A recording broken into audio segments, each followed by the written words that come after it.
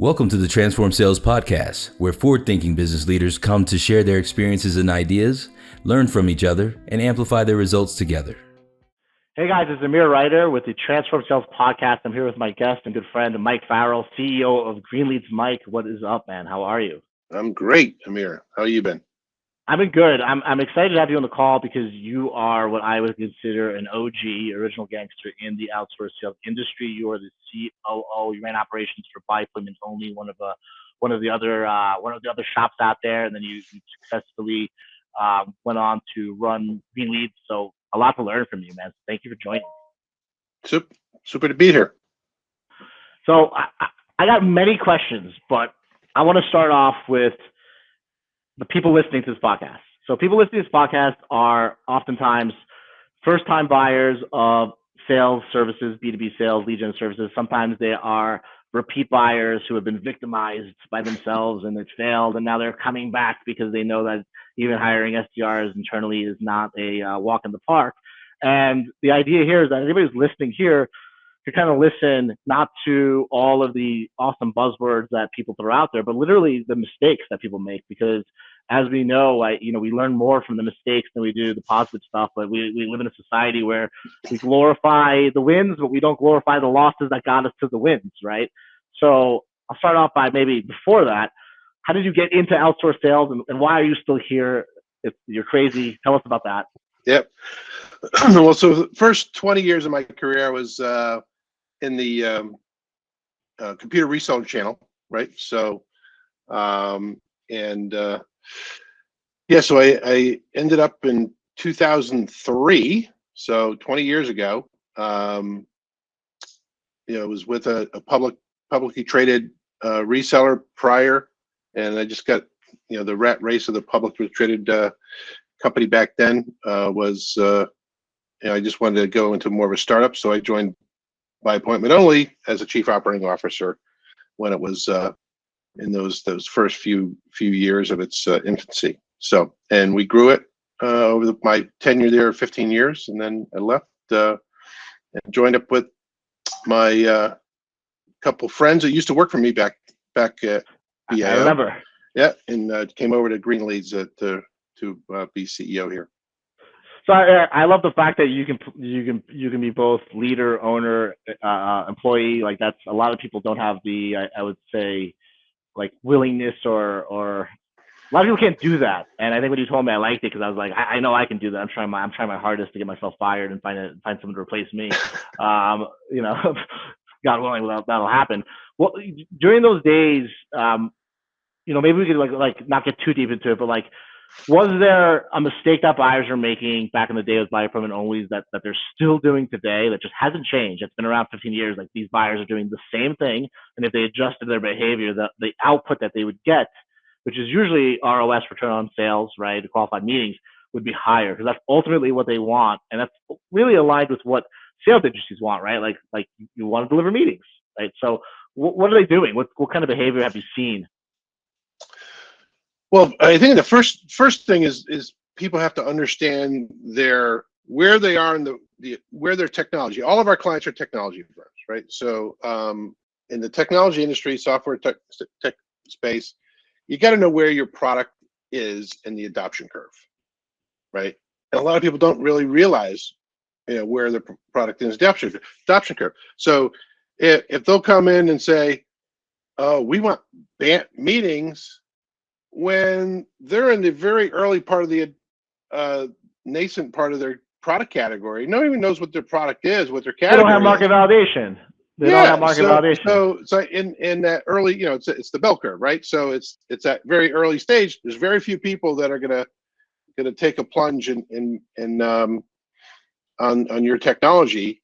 And by the way, there is no defined category. You're not recognized by Gartner or Forrester yet, so there is nobody that has a budgeted project, right? There's business challenges that your customers have. There's business problems they got to solve, and you have to, that's what you have to go with. Is try to find out where the business challenges and problems are, and then they'll be interested in hearing about your solution. Well, let's unwrap that, because it's deeper. It's even deeper, right? I asked you how you started your career. You talked about working for technology resellers and partnerships, right? So I think you had a very good position from that point on to see the difference between a leader in a category and a laggard in a category, and a person who is not in a category, right? I love your focus on software technology. It's our focus as well, and that makes it makes a lot of sense, because I've been interviewing a lot of leaders on the show, and nobody really says it. No one really says they need to run a market validation campaign, but they're looking for ROI. Nobody's saying that on these podcasts, but they're saying it without saying it, which is, to me, almost a category in outsourced sales that is missing. Like, there needs to be a category for market validation, because that's a repeated cycle that's happening, is that people inherently believe that it's easier to hire in-house teams or W-2s. Then they don't have the market validation. So then they hire an outsourced company. They didn't fix the problem of an market validation. And if anything, their budget and timeline is now compressed. So they're more anxious to get results faster. Do you think, as leaders in this industry, we have an opportunity to create a segmentation in outbound sales where it's market validation or ROS, or can you mix the both? How do you think about that? Yeah, absolutely. I mean, there's a byproduct of any SDR campaign that's you're gonna get all this great intelligence, kind of on the street intelligence information about talking to client or prospects, right? And what their objections are, what is not resonating versus what is resonating. So we try to feed that back to the clients, so they're seeing that benefit of all that information that they're not going to be able to get otherwise, unless you start talking to the market and talking to the potential. Sometimes we've gone after a specific industry or a specific title persona, and all of a sudden it's like, boop, we got to pivot. This is not working. Yeah, we thought they wanted it, they don't want it. Right? Or there's no problem to solve. Yeah, well, my question to you is, do you feel that it's an uncomfortable conversation to have? Because when companies want to hire an outsourced sales organization, they want leads now, they need revenue now. Do you think it's uncomfortable or to tell somebody, actually, you need a market validation campaign? And do you think there's a fear in the industry where if you tell people the truth, they will go to somebody else and hire them?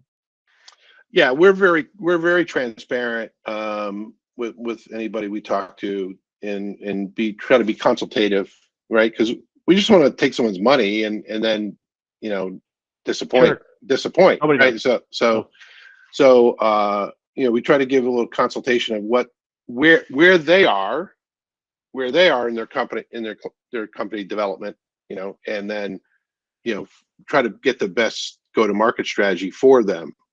So we walk away from clients that don't, that aren't really, are just, let's face it, sometimes they're, because of that pressure, right? I got to deliver. It's my job to deliver, right? But if they're not ready yet, or we can't. Oh, I agree with you. I couldn't agree with you more.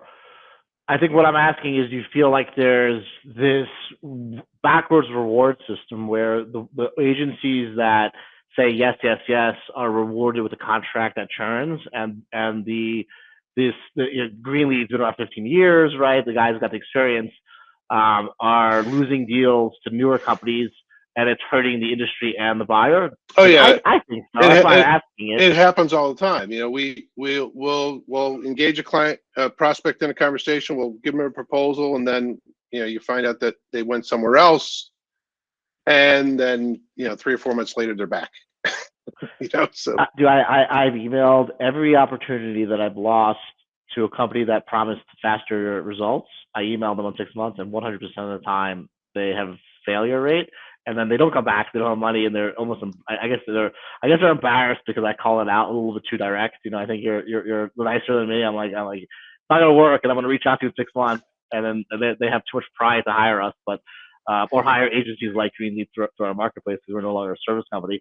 So the thing, what jives me with this whole concept is is just a reward system, right? Like we're almost rewarded for spreading fake news and bullshit these days, and it's like, you know, Greenleaf's not winning a reward for the most ethical company that tells them the truth, and like I want it to be that way because it what happens is that people are getting fired, right? Like because of lies, right? The sales rep, the agents, the sales leader that hires an agency that promises results too soon or is delirious about where the company is, he's most likely going to be not there in 6 months anyways. That's why he's hiring the people that, you know, he's got 6 months to go before he's got to show results.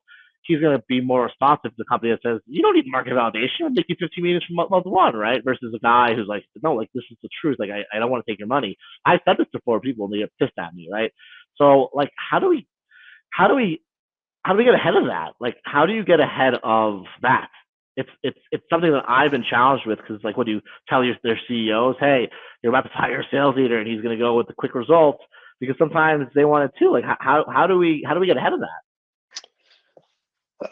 It's a good question. I think, you know, that you can't control everyone's, you know, behavior. You just got to do what's right, what you think is the right go-to-market strategy. No, we'll put together a plan where it's an SDR with the intent leads that we can generate through the intent platform, and also some content syndication leads. So I call it like you get a cold list, a warm list, and a warmer list. Right. So, and again, the content syndication leads, we call them HQLs. And this is all done digitally, so it's all. And HQL will be highly qualified lead for those that. Yeah. So that someone that we can promote the content to them.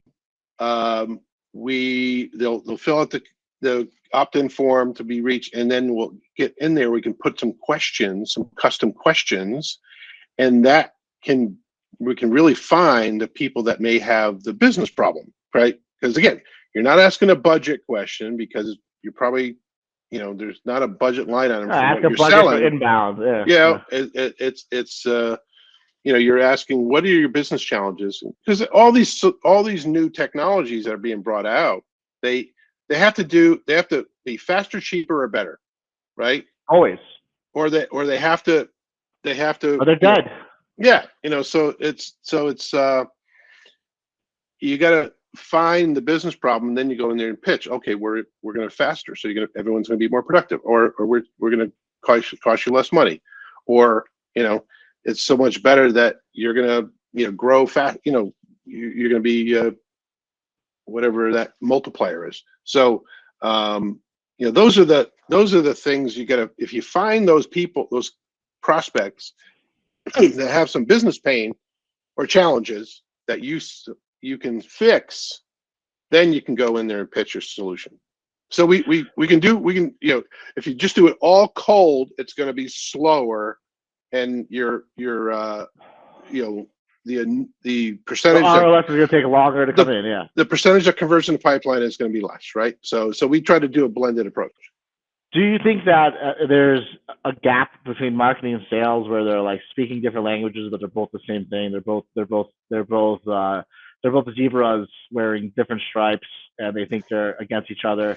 And do you find that a buyer that is a marketing leader will get better outcomes than a sales leader that approaches green leads, or is there no difference? I think the first question is, it depends on the company. If there's good alignment between sales and marketing, right? If they're all, you know, I talked to a company, you know, a week or so ago, and there was complete alignment between the CMO and the CRO, right? You know, so it was perfect. And they're both on the same page. They're both on the phone call talking to me, and you know, so it's it depends on the companies. And then you have other companies where they're trash talking each other, right? So so that all depends, and it really starts at the top, at the CEO level, to make sure everyone's on the same page. And you know, because like you said, if there's too much pressure on either one, right, they're going to start either quit, or they're going to start doing unnatural acts, right, which is not good for anybody. It's not good for the ultimate goal, which is to drive pipeline. Makes sense. Do you find that buyers oftentimes make mistakes in the sense that they're adversarial to the sellers and more you versus me kind of mentality? Well, how does that look like for you over the years? Have you find any correlation to the performance that a buyer receives based on the way they look or see the agency they hire?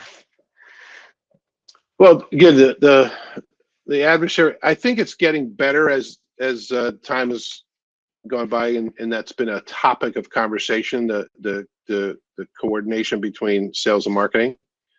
So I definitely think it's better than it was 10 or 15 years ago, right? But better from like 95% make this mistake to 90%, or better from like 95% to 30% make a mistake? I think it's probably getting below 50% that are dysfunctional and more. Have you ever unqualified someone just based on like how they saw your agency, where they're like, hey, we just need leads. I don't want to know all this stuff. We're going to pay you. We want 10 meetings. Do you ever turn down that type of buyer? Yes. Yes. If I don't think they're a good, if I don't think they're a good fit, or they're trying to treat it as a commodity, right? It takes trained people to generate those appointments, and so it's if they're just trying to treat it as a commodity, then it's not going to be a good engagement. So we'll just walk away.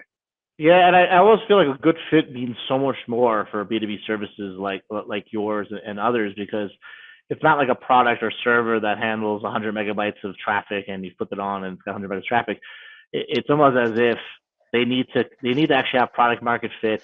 They need to have certain things to qualify them, but then they also need to have a mentality to qualify them, and education to qualify them, and expectations to qualify them, and it's almost, in my mind, it's harder to get a better match because you have to get all those things correct, right? Because somebody coming with a good product, the right campaign, but if they're like, hey, it's you versus us, we don't really like you guys because you're an agency and internal, like how do you handle that, right?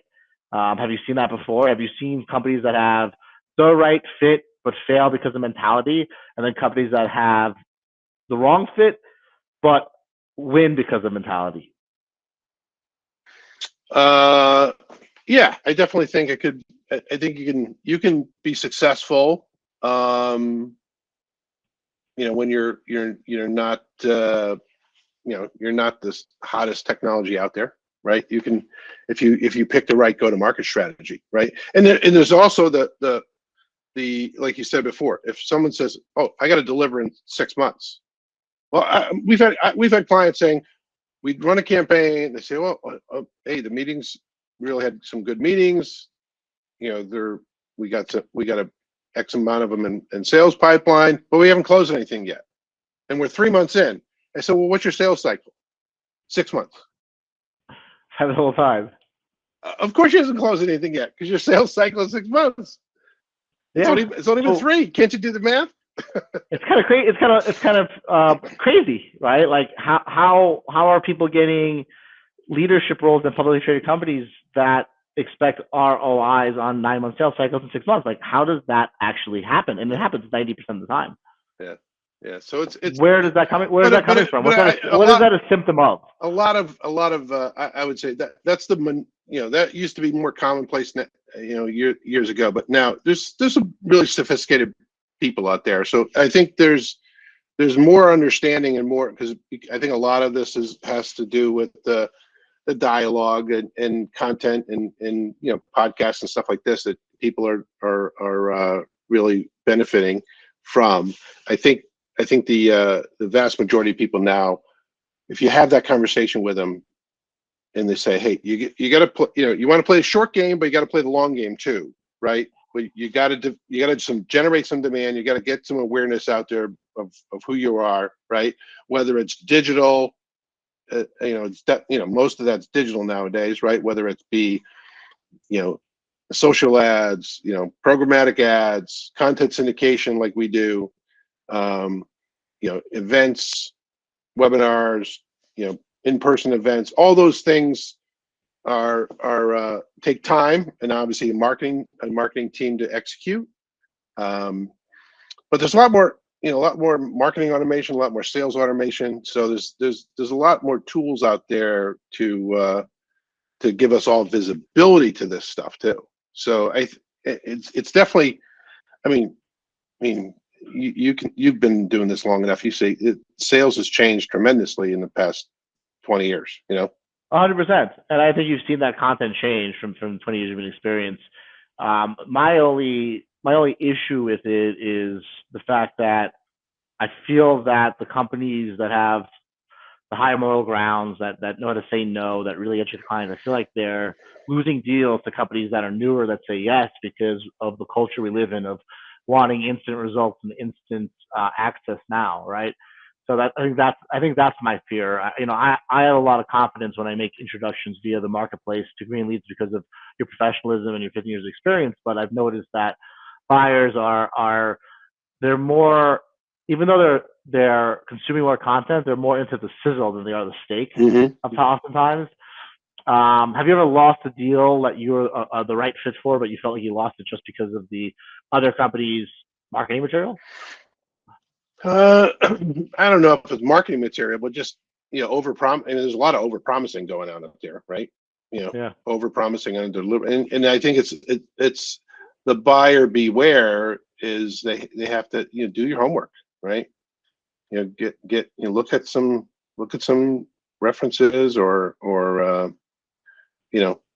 get a really good handle on how they're gonna onboard you, how they're gonna work with you.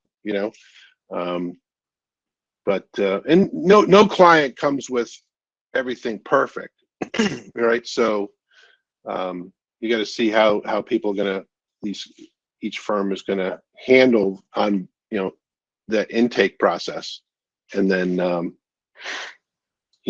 execute and have that communication along the way. I've heard some people tell me that they've interviewed other SDR companies and there's no communication. Once they launch, there's no communication other than leads coming over the fence.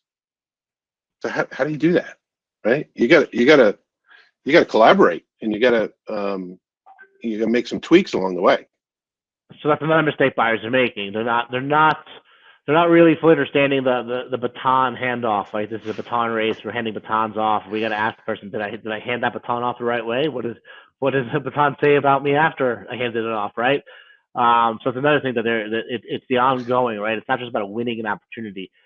It's about winning an opportunity and then winning the customers for the opportunity you're there, and it takes a lot of communication. It's a service that's a high touch service, right? So it's not just hire someone and forget about it, right? It's a high touch. It's lower touch than going out and hiring up your own team, right? Yeah. Because you don't have to buy all the technology stack. You don't have to come up with a training program. You don't have to do all the hiring and firing and all that stuff. So it's a quicker, and we can be in market in 2 weeks with a new client. So with experienced people on the phone representing a client.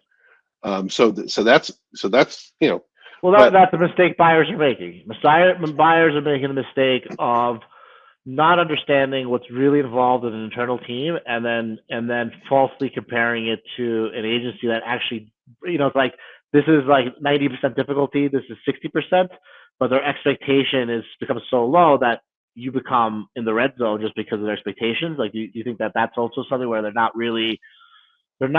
comparing things apples to apples? If anything, they're comparing it apples to oranges, and it's hurting them. Do you see that? Yeah. I mean, if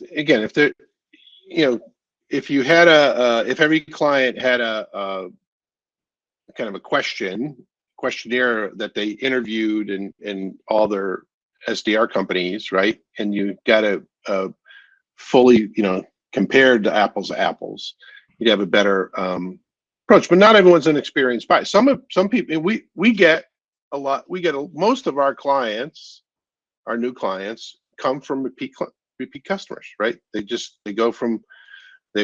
used us. They were very successful with their past company. They're now in a new role, new company, and boom, first thing to do is call us. Is hey, that was successful before. We got to do it. You got to help me do it again with this new firm. So they're more those. That's the same thing as being their teammate. It's the same thing as being teammates. You were just teammates. Your teammates now, teammates later. Yeah, but if you don't, I bet you that you've worked with people longer than people have worked with each other internally.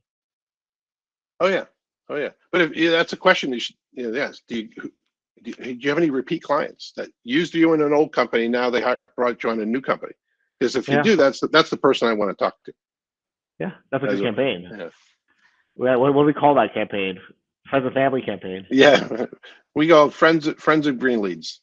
Yeah, the Friends of Green Lead campaign. It's actually really a good campaign. The second way to just, I know right now that technology are your best buyers, right? Let's just say I was launching a B2B sales campaign. I'm in the search. I'm listening to this podcast. Who are your best buyers? What do they look like, and what can they expect to get from you? So if you're a demand generation person, lead generation person, content marketer, we have global reach for content syndication, opt-in, GDPR compliant lead generation to fill your top of the funnel, middle of the funnel, and then we can layer in our intent platform to make those leads even better. But we taking a lot. I just saw a stat from B2B Decision Labs. 80% of marketing content that's generated goes underutilized. And so it's companies are spending hundreds of thousands of dollars developing content, and it's not promoted, right? And then millions, I would say millions. Yeah, millions. So and then on the SDR appointment side is that's at the bottom of the funnel, right? We can onboard people and onboard a new client in a couple weeks and get people a dedicated team of SDRs. And again, our best go-to-market strategy is the SDR with the intent platform and the HQL. That's the best. I love what you're saying, because you're basically to me saying our best buyers are companies that are sales and marketing are aligned. They're one revenue department, right?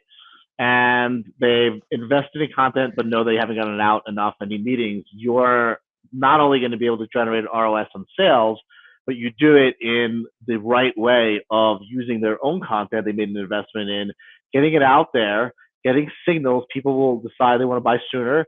So to me, this is why I like partnering with you in VoIP, voice over IP, right? Like I don't think we've gone too deep into it, but I know that in the past you've had can I name the company you work with at Biphone Only? Is that allowed? I don't know. Can I call them out or no? Yes or no? No. I know that Mike has worked with some of the biggest, fastest growing voice over IP companies in the world. We still are at Greenleads. We are still are, and we match you to VoIP companies quite often. Now it's kind of listening to you and have this podcast. Now I even have a clearer picture of why, right? I think in the beginning when I started with you guys, it was matched because you've had to experience those companies. Now I'm getting even deeper. It's because those companies are selling products that everyone's the low price, low friction point. They're really marketing led sales with people who have intent signals of when they want to switch their phone system, right? So now I could see why that would be a good match. I'm like, for us or for anybody, if you're doing a big audit of your content and you're like, hey, this is all unutilized, you're probably right? And then if you want to hire internally a company to get that out there, it's complicated because you hire internal people, they're going to want to produce new content, they're going to want to show their worth. It seems to me like a big area. I believe that in the next 6 to 8 months, there's going to be a lot of turnover of technology companies, and there's going to be more focus on metrics that convert, less the vanity metrics, which is a big opportunity for companies to, in my opinion, evaluate their content and work with a company like Greenleads if they have content that needs to be repurposed to get highly intent leads. I know who to match you with now, which is awesome. But it's very rare. So just transparently to anyone listening, there are agencies obviously that have a lot of marketing experience. There's agencies that have different expertise. The focus in technology and cybersecurity and the focus on intent data I think makes you guys unique in the sense that you're in a way able to execute a demand gen and an SDR role with one company, right, at one place. Yep. Which is awesome. We call it full funnel. Can you send me some buyer intent leads for people looking to hire outsourced sales agencies and hire sales freelancers? I'll take some of that from you. Okay, I got it. All right, I'm serious about it, Mike. You're the man. I look up to you, and I admire your I admire what you've done for the industry, and you know how you just keep this always professional energy. You're always calm, cool, and collected. You're always helpful. You're always following up. You're always closing the loop of communication with the clients. And we love working with you guys and appreciate what you're doing. For those companies that match your profile, that want to find you, where can they find you and how can they find you? They can go to our website, greenleads.com, and they can get me. I'm very transparent. You go to my LinkedIn profile and you got my phone number right there, my email address right there. So, but it's mike.farrell@greenleads.com. You're too transparent, man. You got to put away your social security number. Mike, I appreciate you. Everybody listening in, this is the Transform Sales Podcast. Hope you enjoyed the content, and always here to hear feedback on how we can help you guys buy sales services from agencies like Greenleads and hit the ROS, the return on sales, and the ROI that you guys are looking for. So thank you, everybody, for tuning in. Take care.